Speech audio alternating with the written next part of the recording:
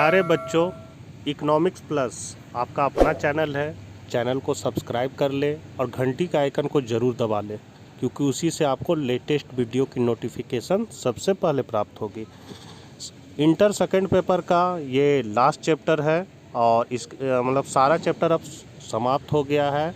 अगर आपने मेरे पूर्व के वीडियो को नहीं देखा है तो आप प्लेलिस्ट में जाकर क्लास 12th का ग्रुप ए, क्लास 12th का ग्रुप बी एक एक करके वीडियो देख के नोट्स को कंप्लीट कर सकते हैं। और इसमें जितना भी क्वेश्चन बताया गया है उसमें से अधिकांशतः एग्ज़ाम में पूछे जाएंगे, इसीलिए उसको आप नोट करके याद करें और गारंटी है कि आपका 90% नंबर या उससे ऊपर ज़रूर आएगा। तो चलिए हम लोग शुरू करते हैं। भुगतान संतुलन क्या है? प्रतिकूल भुगतान संतुलन को ठीक करने के किन्हीं 4 तरीकों का वर्णन करें।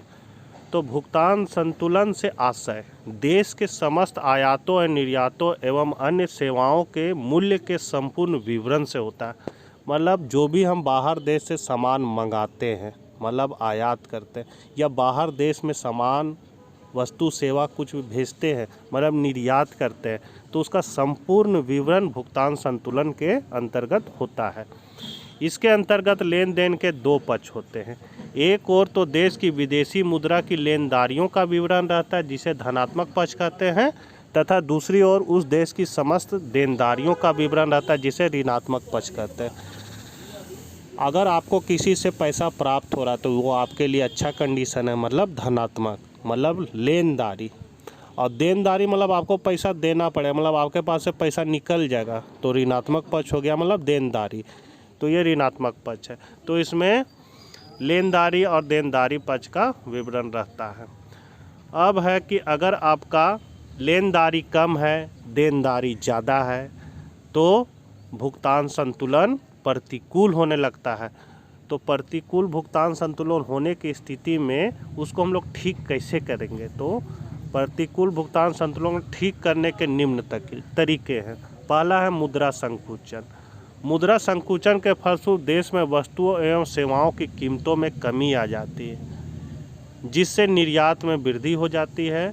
आय के कम होने के कारण लोगों की आयात करने की प्रवृत्ति कम हो जाती है। मुद्रा संकुचन है कि केंद्रीय बैंक क्या करता है कि मुद्रा में खुले बाजार की क्रिया में बॉन्ड, शेयर, हुंडी सबको बेचने लगता है। दूसरा उपाय वो बैंक दर को बढ़ा देता है। ये सब तरीके से मुद्रा संकुचन करता है। इससे क्या होता है, अर्थव्यवस्था में मुद्रा का शॉर्टेज होना था। आदमी के पास मुद्रा कम होता है, अगर उसके पास कम पैसा है तो वो मांग भी कम करेगा। तो ज़्यादा से ज़्यादा हम लोग वस्तु सेवा को बाहर निर्यात करेंगे और विदेशी मुद्रा कमा के हम लोग देनदारी को अपना मजबूत बनाएंगे। विनिमय ह्रास। किसी देश के विनिमय ह्रास से विदेशियों के लिए घरेलू वस्तुएं सस्ती हो जाती है और आयात महंगे हो जाते हैं, अतः निर्यात में वृद्धि तथा आयातों में कमी आ जाती है। तीसरा है विनिमय नियंत्रण। विनिमय नियंत्रण पूंजी के निर्यात एवं बहिर्गमन को रोककर भुगतान संतुलन को ठीक करने में सहायता देता है। चौथा है अवमूल्यन। अवमूल्यन के अंतर्गत सरकारी घोषणा के अनुसार देश में मुद्रा के बाह्य मूल्य को कम कर दिया जाता है, जिससे देश के निर्यात विदेशों में सस्ते पड़ते हैं जबकि आयात महंगे हो जाते हैं। पांचवा है अमौद्रिक उपाय। इसके अंतर्गत विभिन्न उपाय हैं। तो पहला है आयात में आप कमी कर दीजिए, निर्यात को बढ़ा दीजिए, विदेशी निवेश को बढ़ाइए, सरकार की आर्थिक नीतियों में परिवर्तन लाना होगा, विदेशी ऋण लेना होगा और विदेशी पर्यटकों को प्रोत्साहन देना होगा। मतलब वो सारे उपाय करने हैं जिससे हम मेरे पास विदेशी मुद्रा आए। अगला क्वेश्चन की ओर बढ़ते हैं हम लोग। भुगतान संतुलन के प्रतिकूल होने के कारणों को बताइए। ये जो ऊपर हम लोग देखे वो कैसे, अगर प्रतिकूल हो जाता है तो कैसे उसको ठीक करेंगे, सो था। अब अगर प्रतिकूल कैसे हो जाता है उसको हम लोग देखें। तो भुगतान संतुलन के प्रतिकूल होने के निम्नलिखित कारण। पहला है आर्थिक कारण। तो इसमें क्या है कि सरकार द्वारा विकास पर अत्यधिक व्यय, इस कारण से बड़े पैमाने पर आयात किए जाते हैं। मतलब सरकारी खर्च बहुत बढ़ जाता है, जिससे क्या होता है बाहर से बहुत सामान आयात करना पड़ता है और भुगतान शेष में घाटे का असंतुलन उत्पन्न हो जाता है। व्यापार चक्र। मंदी तथा तेजी के रूप में व्यापार चक्रों का चलना। तेजी के समय देश में बड़ी मात्रा में निर्यात किए जाते हैं, फलस्वरूप भुगतान शेष में बचत का असंतुलन पाया जाता है। मुद्रास्फीति की ऊंची दर। घरेलू बाजार में मुद्रास्फीति की ऊंची दर के कारण बड़ी मात्रा में आवश्यक वस्तुओं का आयात करना पड़ता है। इससे अर्थव्यवस्था में भुगतान शेष में घाटे का असंतुलन उत्पन्न हो जाता है। बी है राजनीतिक कारण। तो राजनीतिक अस्थिरता। देश में राजनीतिक अस्थिरता के कारण विदेशों से प्रत्यक्ष निवेश तथा पोर्टफोलियो निवेश में कमी आती, जिसके कारण भुगतान शेष के जमा पक्ष कम हो जाते हैं।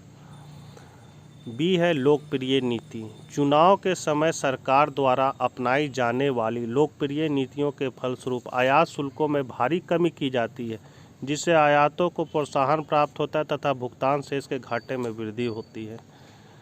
अगला है सामाजिक कारण, जिसके अंतर्गत है रुचि एवं प्राथमिकताओं में अंतर। विश्व के विभिन्न भागों में लोगों की रुचियों तथा प्राथमिकताओं में परिवर्तन के कारण अंतर्राष्ट्रीय बाजार में मांग का स्वरूप भी बदल जाता है। यदि परिवर्तन अनुकूल है तो बचत का, और यदि प्रतिकूल है तो घाटे का भुगतान शेष हो जाता है।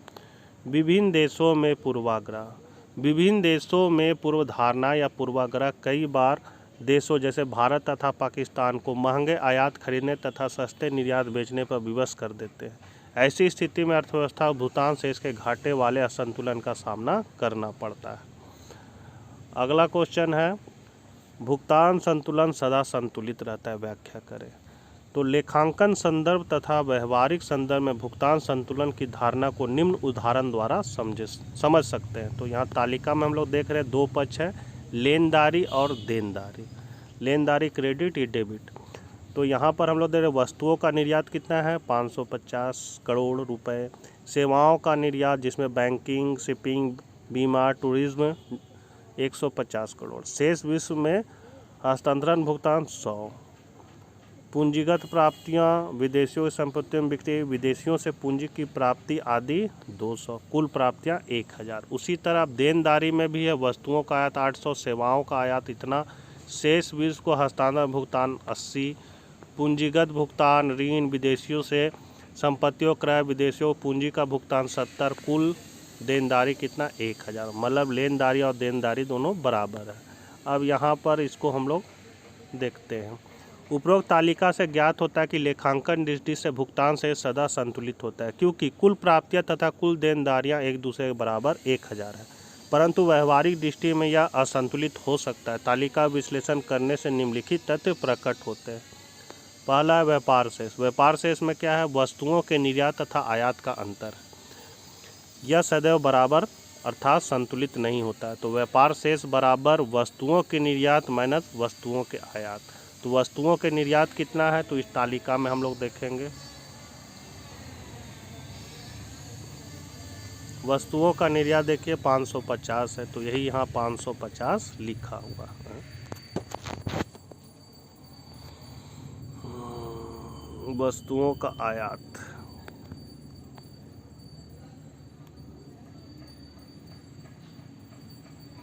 वस्तुओं का आयात है 800 और ये है 550, यहाँ के माइनस 250।